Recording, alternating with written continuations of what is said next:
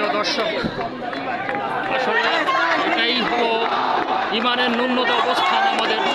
আমরা আসলে ফিলিস্তিনি জনগণের জন্য কিছু করতে পারছি না। আসলে ইমানের ন্যূনতম অবস্থান আপনারা দেখতে পাচ্ছেন। এখানে প্রাইভেট ইউনিভার্সিটির ছাত্রছাত্রীরা সকলেই এখানে এই মুসলিম জেনোসাইডের বিরুদ্ধে আসলে অবস্থান নিয়েছে, মিছিল করছে। এটা বসুন্ধরা রোড, বসুন্ধরা গেটের মধ্যে। এখানে নর্থ সাউথ আইউবি, এআইউবি সমস্ত প্রাইভেট ইউনিভার্সিটির স্টুডেন্টরা এখানে অংশগ্রহণ করছে। এটা একটা আমাদের ইমানে একটা ন্যূনতম একটা অবস্থান, এছাড়া আমাদের কিছু করার নেই। তারপরেও আমরা এদের সাথে সকলেই একাত্মতা পোষণ করছি।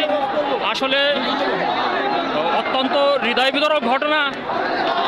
ফিলিস্তিনি জনগণ, শিশু এবং বাচ্চাদের করুণ পরিণতি, রক্তাক্ত চেহারা যখন দেখি তখন আর ভালো লাগে না।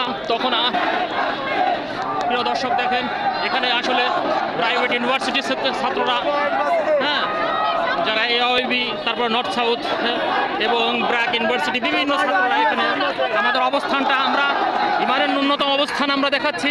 এখানে আমরা বসুন্ধরা গেট আপনারা দেখতে পাচ্ছেন।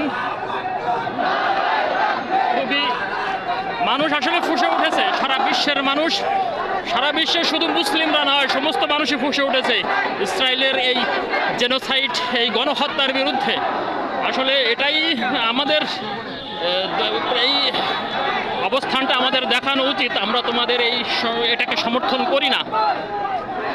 যা হোক, আপনারা দেখতে পাচ্ছেন মিছিলের একটা অংশ, মিছিল বিশাল, অনেক জনসমাবেশ হয়েছে, জনসমাগম হয়েছে, মিছিল অংশগ্রহণ করছে, আপনারা দেখতে পাচ্ছেন।